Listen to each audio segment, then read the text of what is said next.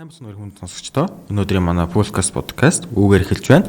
Өнөөдрийн манай зочноор бол санхүү эдийн засгийн их сургуулийн санхүү удирдлагын техникийн 2 дугаар курсын оюутан буюу Акира клубын үүсгэн байгуулагч Тэргүүн Инхтлаа маань ирсэн байна. За, сайн байна уу? Хүрэлцээрсэнд баярлалаа. Сайн байна уу? Наваг оролцуулж байгаад бас баярлалаа. За, өнөөдрийн хоёулынх нь сэдв бол ер нь бол их сургууль, ер нь бол клубын талаар ер нь ярилцах болно. За, үүнээс эхлээд клуб гэж их сургуульд байснаар үр ашиг нь яг юу вэ? Таны бодлоор. За миний хувьд ингээд их сургуульд ялангуяа ингээд клуб байснараа олон оюутнуудын одоо хүсэл зорилго одоо тий яг ингээд хүсэл сонирхлоо зөвөр илэрхийлэх одоо тэр хүсэл зорилготой одоо нийцүүлсэн одоо хамт олныг бүрдүүлэх одоо тийм боломжийг бий болгодог гэж би өөрийнхөө хувьд бол хардаг. Маш гоё. За тэгвэл одоо өөрөө та ингээд Акира гээд клубыг нээсэн дээ. Тийм ч ингээд танаа клубын эхлэе. Танаа клубээс эхлэе. Танаа клубын зорилго яг юу вэ?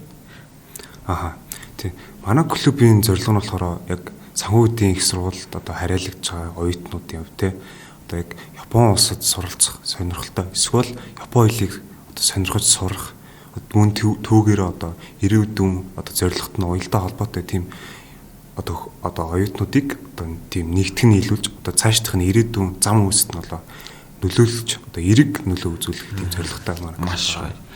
За төлөвлөлтөө Акира клубээ ер нь өөрөө одоо ингээд анханаас үүсгэн байгуулсан клубээр нь хизээ анх байгуулсан бэ?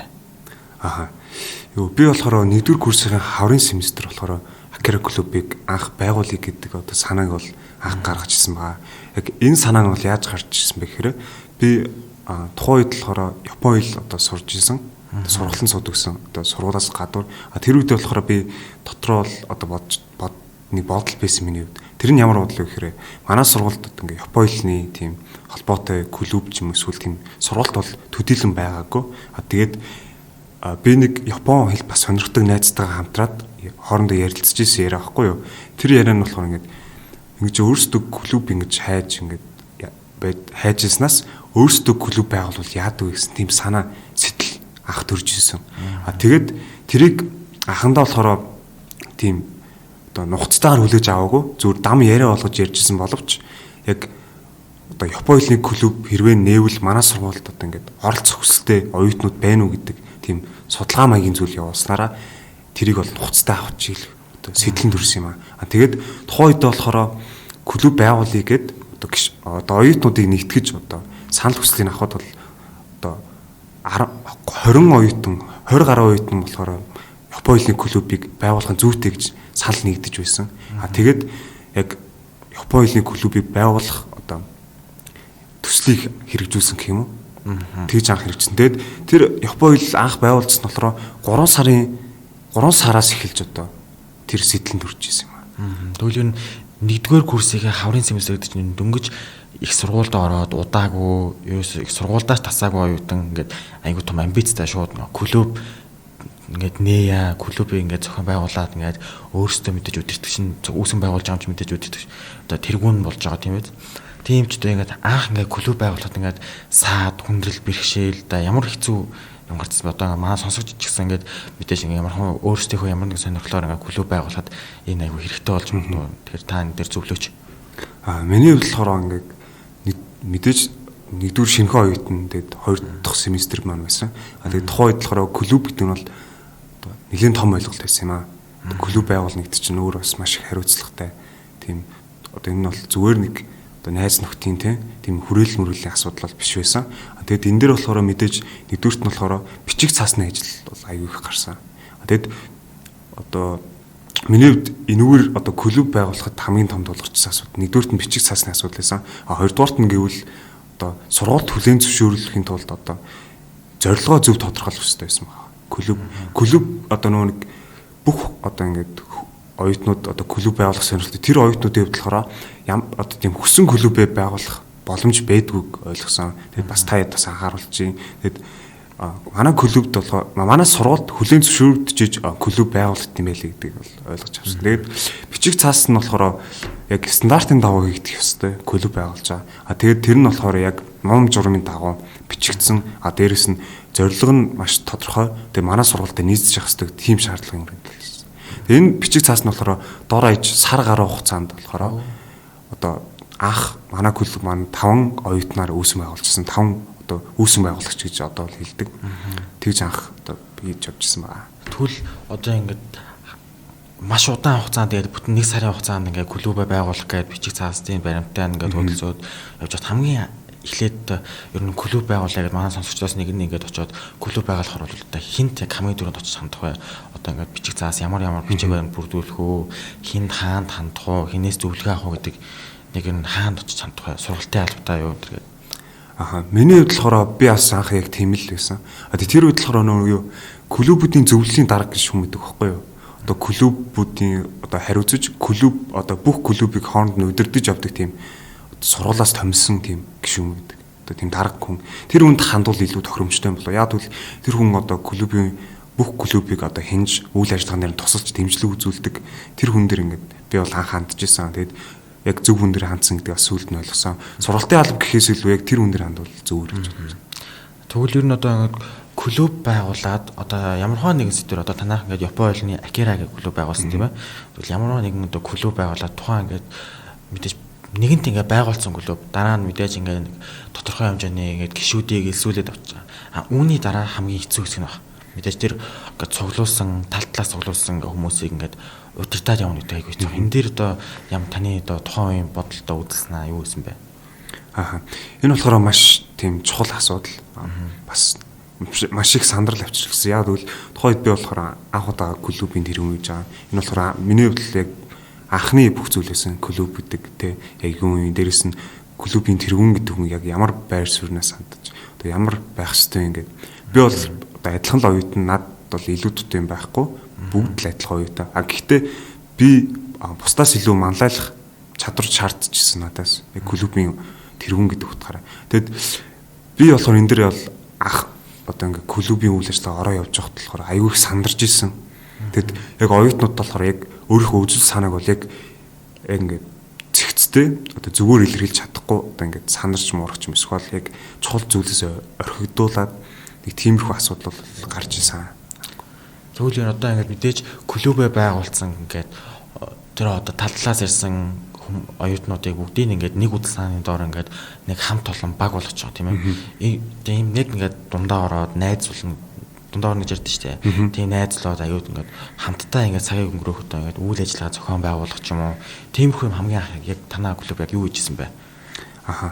Манай клубын хувьд болохоор хамгийн анх гэвэл одоо Японы үндэсний хувцас юм кимоног бол одоо эхлээд манай гишүүд өмсөд одоо манай сургуулийн хүрээнд одоо сурталчлах маягаар одоо сургууль танигдах зорилгоор одоо кимоно өмсөж одоо сургуулаар одоо сургуулийн одоо хамгийн их хүл хөдлөмж газар буюу одоо өргөтгөлүүдээр явж бол яжсан. Тэгэд мөн дан ганц явахгүйгээр кимоногоо өмсөнгөө Японы үндэсний одоо амттан гэх юм уу одоо хоол зэргийг бол зарж одоо өөрсдөө клубыг сурталчилж байсан.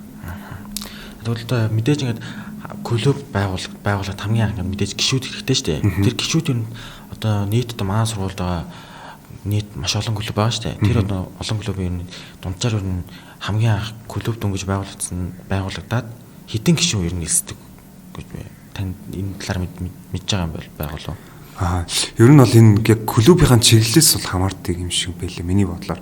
Одоо жишээлбэл том клубүүд одоо химнэл одоо Радокс одоо Капс гэдэг том клубүүдийн хувьд болохоор харьцангуй сургуульд одоо байр суурь олцсон учраас хүмүүст бол илүү танигдсан байгаа. Тийм учраас гишүүдийн тоон бол аюу өндөр байт юм лээ. Одоо 40 50 60 одоо хамгийн дээдлээ 70 гэдэг ч юм уу тиймэрхүү хандлагатай одоо гишүүд одоо эс хандлага нь бол аюу өндөр гишүүд эсэх магадaltaй. Манай клубд бол одоо дөнгөж танигдаад одоо шинхэн клубүүд дотроогоор харьцангуй бас бага гишүүд бас эсэх хандлагатай гэж юм харсан байна. Одоогоор 1 жилийн хугацаа клуб үүсгэн байгуулагдсанаас хойш 1 жилийн хугацаа өнгөрлөө. 1 жилийн хугацаанд ер нь одоо нийтдээ хэдэн хүн одоо танаа клубд элсэж орсон бай. Манай клубд болохоор 1 жилийн хугацаанд нийтдээ бол нэг 50 гаруй гишүүд бол элсэн байгаа. Гэтэ одоогоор бол яг 50 гишүү байхгүй ч гэсэн яг нийт элсэн дундаа 50. Одоогоор яг одоогийн байгаа байдлаар яг хэдэн гишүүнтэй байгаа. Одоогийн байдлаар манай клуб болохоор 5 удирдлагаа хасаад 26 гишүүн бол идэвхтэй бас өндөр олуулаа тий. За тэгвэл ингээд мэдээж клубүүд одоо санхүүжилт хэрэгтэй ямар нэгэн үйл ажиллагаа зохион байгуулахад мөнгө төгрөг хадгалаад хамгийн наазах нь ингээд чимэглэл авах гэх тиймэрхүү ингээд санхүүжилт хэрэгтэй шүү дээ. Одоо хамгийн энгийн жишээ гэхэд ПИА буюу даатгалын клуб нь ингээд мандал даатгалтай хамтарч ажиллаж байгаа. Танай клубын хувьд ингээд ямар нэгэн байгууллагатай хамтарч ажиллая гэсэн бодол байгаа юу? Аха. Манай клуб болохоор яг өмнө жил ингээд анх удаа байгуулагдаж байхдаа Монгол Японы төвгээд одоо төрийн бус байгууллагад бол хандаж үзсэн. Тэгэхдээ тэдний одоо хариу үйлдэл нь болохоор манайх ингээд иймэрхүү клуб эсвэл ийм зорилготой юмд хамтарч ажилладаг гэсэн хариу авсан учраас одоо хамтран ажиллах одоогор бол олог байгаа. Гэхдээ миний одоо хэтийн зорилго буюу ирээдүйн зорилго маань болохоор Япон улсын засгийн газар Монголд байдаг одоо Японы засгийн газарт бол яамд бол хамтарч ажиллана гэсэн тийм том зорилго бол байгаа. Маш гоё зорилго байна. За тэгвэл мэдээж сургууль дээр клуб байгуулагдаад маш олон гишүүд элсж ороод одоо энэ гишүүд элсж орсны ингээд одоо нэгэн зорилготой байж байгаа шүү дээ. Мэдээж тэгж гишүүд элсж орсноор гишүүдэд ямар нэгэн үр ашиг байгаа юу? Ааха. Наа чинь маш гоё асуулт байна. Манай клубд одоо санал болгож байгаа одоо зүйл нь гэвэл хамгийн том зүйл нь Япон хэл заах. Түүгээрээ зогсохгүй ганц Япон хэл биш. Япон хэлийг сурснаар бас давхар Япон соёлыг одоо эзэмшүүлэх. Япон соёл ийм байт юм байна. Ямар онцлогтой бусад улс яагаад Япон биш вэ те? Япон улс нь бусад улсаараа юугаараа ялгаатай мэ гэдгийг харуулах тийм зорилго. Бусад одоо манай клубт хэрэг орвол энийг бол одоо сурч авна гэсэн тийм зорилго. Тэгвэл Япон хэл ингээд мэдээж гişүүд шинээр элсж орсон гişүүдэд зааж ингэж хэн одоо Япон хэлийг заадаг вэ? Анх нэгдэж явахд бол би бол өөрөө ганцаараа заадаг байсан. Тэгтээ клубын элс даваад одоо урт хугацаанд ингээд явцын дунд одоо Япон хэл мэддэг гişүүд орж ирээд одоо хамтарч заадаг болсон байгаа Япон хэлээр. Өөрөө тэгвэл ингээд зааж байгаа юм чинь мэдээж Япон хэлний тодорхой хэмжээний бас дундаас дээшээ түвшний ер нь Япон хэлтэй гэж бодож болох уу? Тийм би миний хувьд болохоор тийм амар өндөр түвшин бол биш. Гэхдээ бол дунд түвшний одоо Японы одоо стандартын түвшингийн давал N3 буюу дунд түвшин гэж авдаг. Ийм түвшин төв байгаа. За. Тэгвэл танай клубын хувьд бусад клубтай харьцуулахад одоо ялгарх давуу тал нь ингээд одоо гişүүдтэй ингээд хичээл зааж байна. Одоо таны мэдхээр одоо бусад клубын хувьд ингээд үр ашигтай тийм ингээд үйл ажиллагаа зохион байгуулдаг ч юм уу, альсвал гişүүдтэй шинэ суралцах боломжийг нээж өгдөг ч юм уу, тиймэрхүү юм мэдгүй бусад клубээс. Миний бодлоор ингээд бусад клубыг ажиллаад яг төдийлөн манай клуб шиг ингээд хичээл заадаг бол гэж бол сайн мэдгүй мэн. Гэхдээ одоо миний мэдэх нэг хөрөнгө оруулалтын клуб гэж байдیں۔ Тэр клуб нь болохоор одоо гişүүдтэй болохоор хөрөнгө оруулалтын мэдлэгийг эзэмшүүлээд тэгээд хамтдаа хөрөнгө оруулалт хийдэг гэж би бол сонссон юм байна. Тэгвэл юу мэдээж клубүүд хоорондоо тийм харилцан хамааралтай нэгдэж үйл ажиллагаа зохион байгуулах, альсвал ингээд сургууль дээр ямар нэгэн баяр тийм ёслол яшаа тийм зохион байгуулсан дөхөө гоё. Манай клубийн хувьд болохоор 2022 оны одоо намрын семестр одоо энэ жил одоо өмнө жилийн одоо намрын семестр болохоор 4 клубтэй хамтраад халигын үйл ажиллагаа зохион байгуулсан байна. Сургууль дээр чимгэлсэн. Сургууль дээр тийм. За тэгвэл мэдээж клубүүд ингээд зохион байгуулж байгаа. Энэ одоо манай сургуулийн хувьд ингээд хамгийн томоохон, хамгийн олон гишүүнтэй клуб нь юу н аль клуб вэ?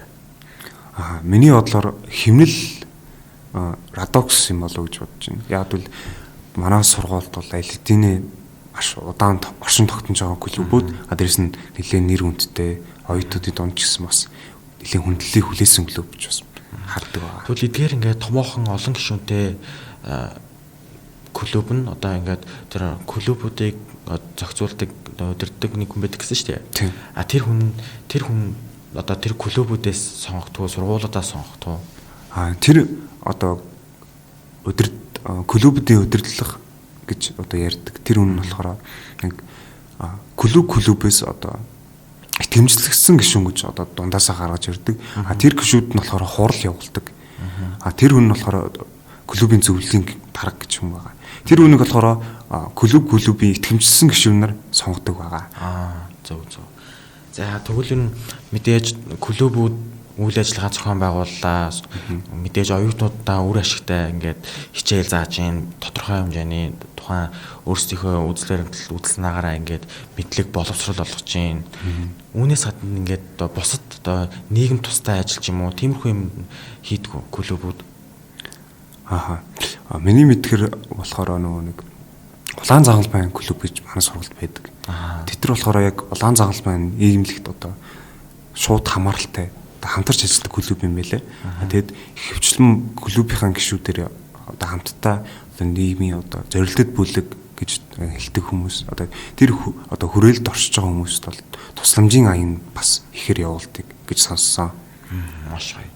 За тэгвэл манай одоо санхүү эдийн засгийн их сургуульд таны бодлоор дутагдж байгаа одоо ямар үзэл санаа үзэл баримтлал хүмүүсийн сонирхол хоббигоор ингээд тийм дутагдж байгаа тийм клуб юу байгуулав? Яг миний хувьд болохоор би ингэж боддог. Яг оюутнууд донд ингээд нийтлэг ингээд ажиглагдсан зүйл нь болохоор ерөөсөө өөртөө ихтэй байдал нь төдийлөн бага юм шиг ажилладаг. Тэгэд энэ дээр яг ямар санаа хэлэх гээд байна гэхээр одоо ингээд уран илтгэгч юм эсвэл одоо ийм соёлын клуб байгуулвал ямар юм бэ гэдээ бас боддог. Уран илтгэл ярилцлага. Тийм. Одоо тэр хувь хүнийхэн соёлын талаар ингээд заадаг тим клуб байвал ямар нэг одоо жишээлбэл одоо наацх нь одоо танихгүйнтэй яаж зөв хэрхэн мэдлэх үү те одоо бие яаж зөв авч явах уу дээрэс нь одоо яаж хүнтэй ингээд зөв болсон харьцах гэж гэдэг юм. Тиймэрхүү одоо юм наад захын одоо жишээлбэл энэ чинь ажлын байран дээр болохоор маш чухал одоо ур чадвар гэж ярьдаг. Ийм чадрыг эзэмшүүлэх клуб манай сургуульд гараад ирэх юм бол илүү тийм одоо хэрэгтэй юм болов гэж миний зүгээс бол харж байна. Гишүүд нь нийлсэж ороод дараа нь тэндээсээ ингээд хангалттай мэдлэг мэдээлэл олж авсан юм чинь дараа нь өөр бусад ингээд хүрээл дунд орсон ч ажлын байранд дунд орсон ч өөр бус найзтайгаа нийлсэн ч ингээд илүү соёлтой байж энэ залуу энэ охин ингээд илүү соёлтой байж чадж байгаа дотор ингээд маш боловсралтай соёлтой гоё харагдах нь шүү дээ мэдээж соёлтой боловсон харагдаж байгаа мэдээж гоё харагддаг тийм. За өнөөдөр ер нь бол ярилцлага хоёул энэ хүрээд өндөрлж байна. Хүрэлцэн ирсэнд маш их баярлалаа. Баярлалаа. За баярлалаа.